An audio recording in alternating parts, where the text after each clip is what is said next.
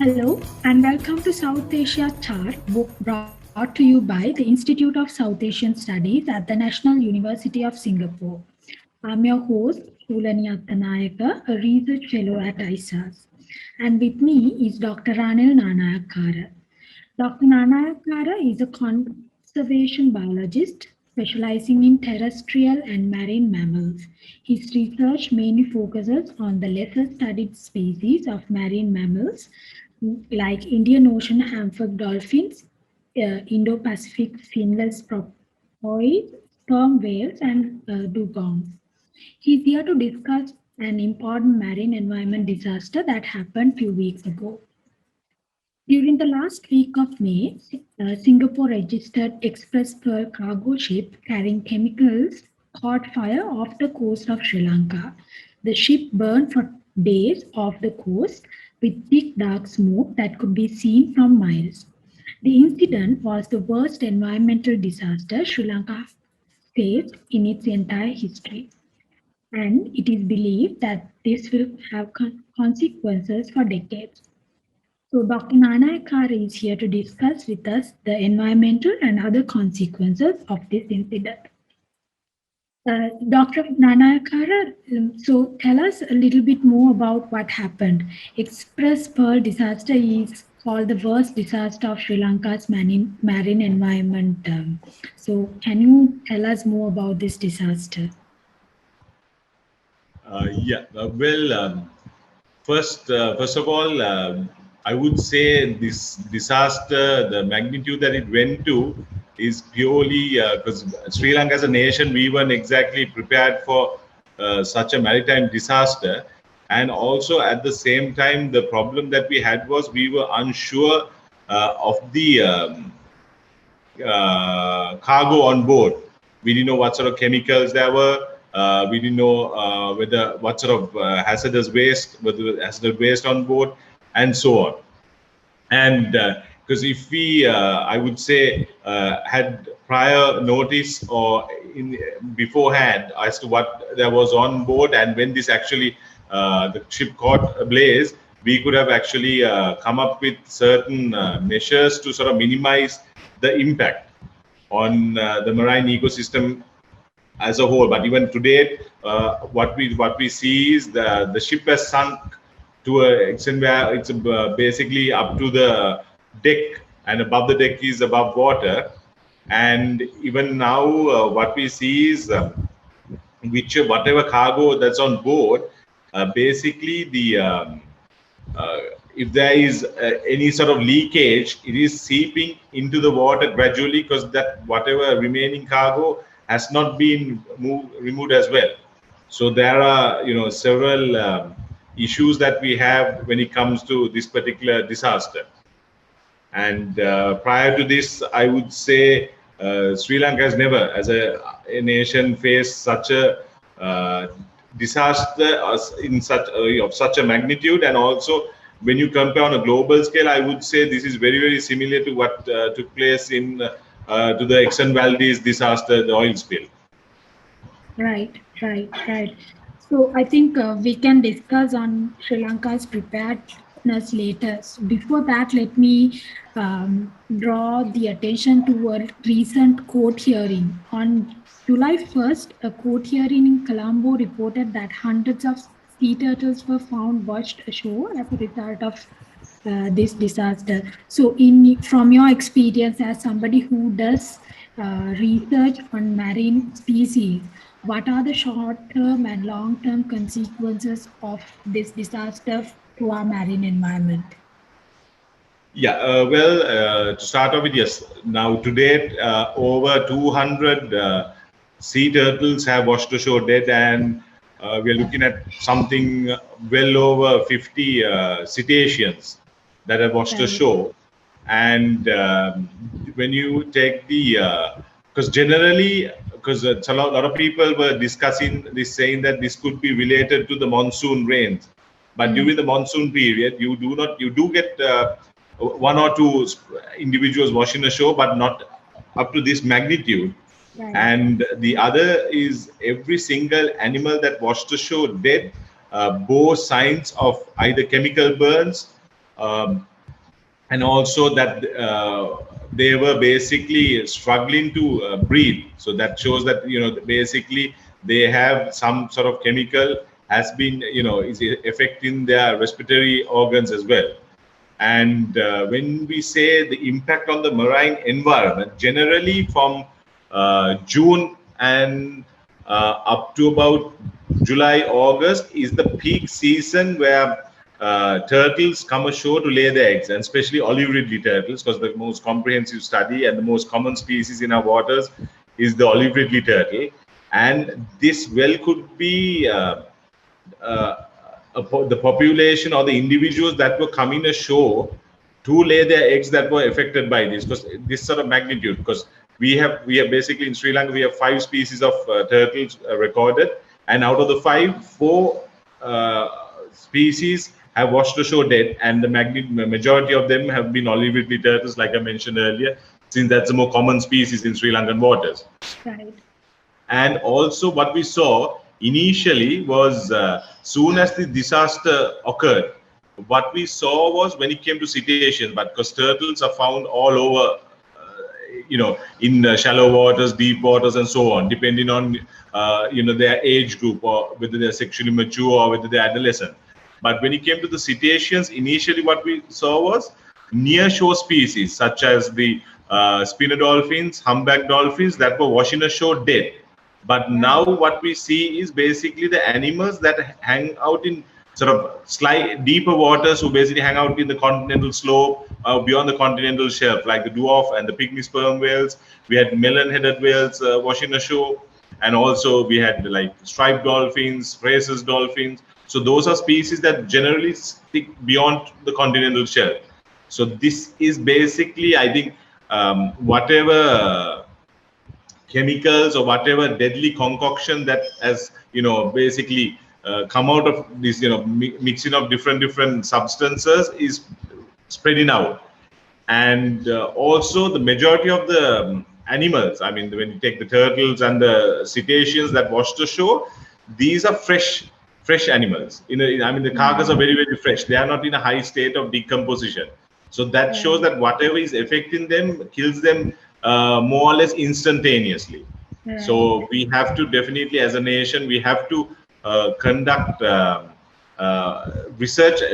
We have to conduct water quality analysis, and also we have to collect, organ samples like liver, brain of the cetaceans and also the turtles, and see what is really killing them, because it could be one particular substance, or it could be a concoction of several.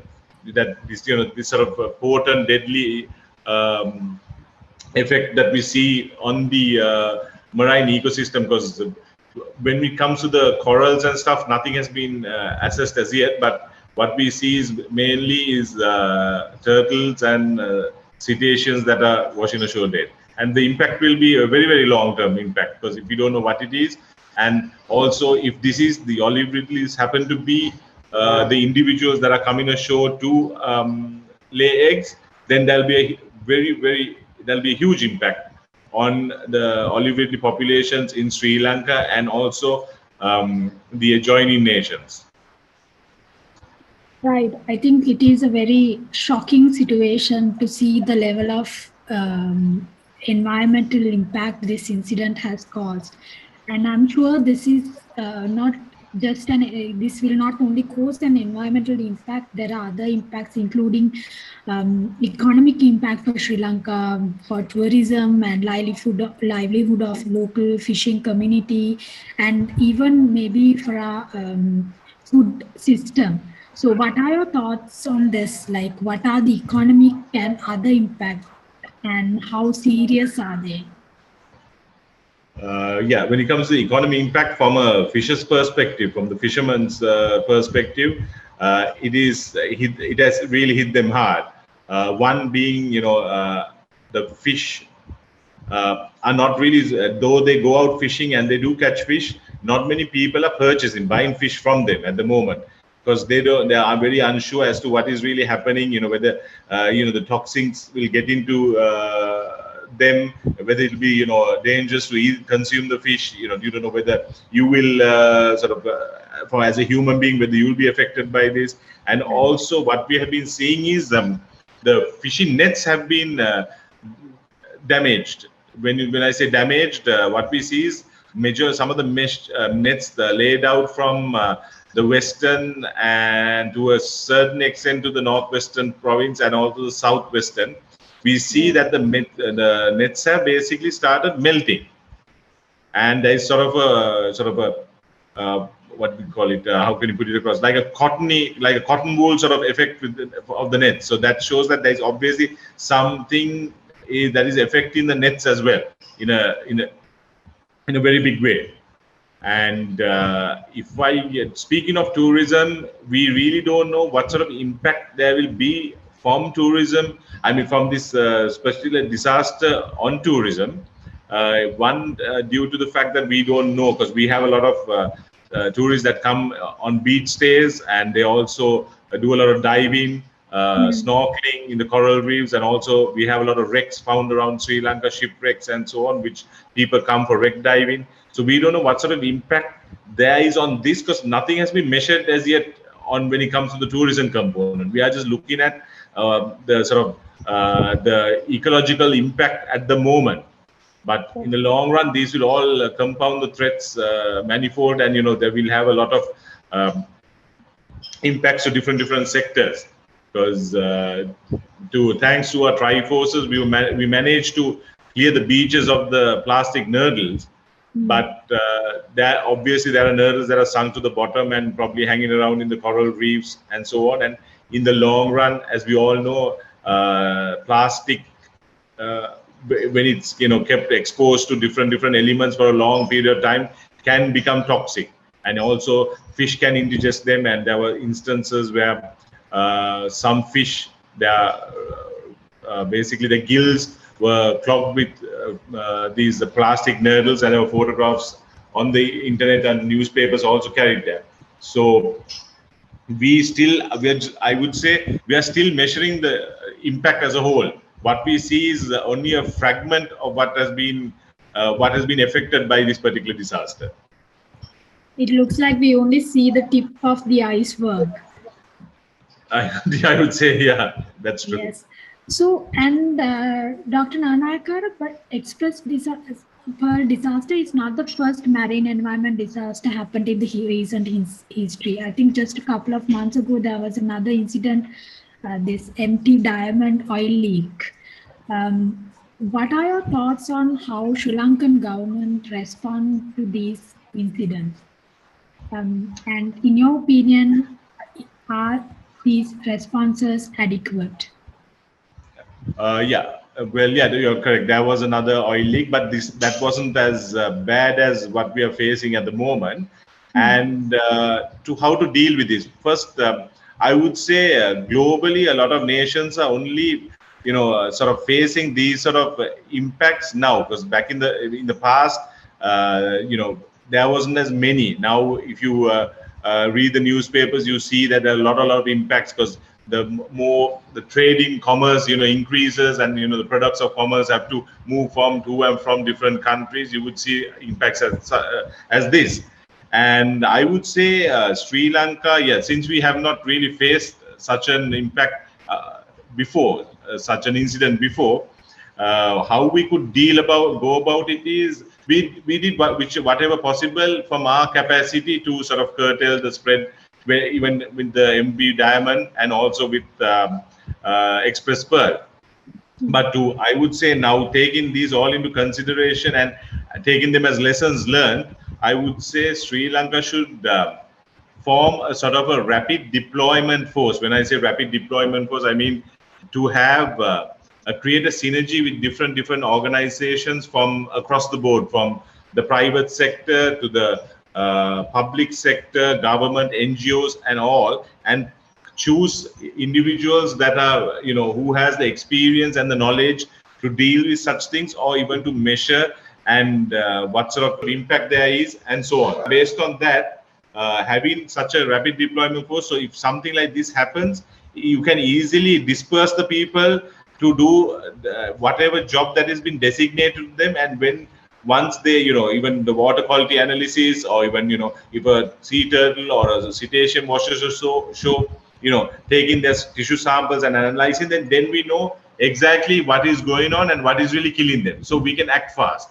But since we weren't prepared for this sort of impact, we were unable to do things immediately. But now we are gradually getting getting a rough idea as to what has happened and what's really causing the deaths of these animals, and also the ecological impact. So I would say having such a rapid deployment force will really help, because then each individual knows what they have to do, and they, and the duties designated to them, so they can quickly go out, do whatever, and come up with the results as soon as possible. And then based on those results, we can find mitigatory measures, or do things. Or even if we are, and if we don't have the capacity as a nation to deal with such a thing, we can always sort of contact other nations that are willing to help us to sort of mitigate the impact, or even for that matter to even rectify what has gone wrong, or to even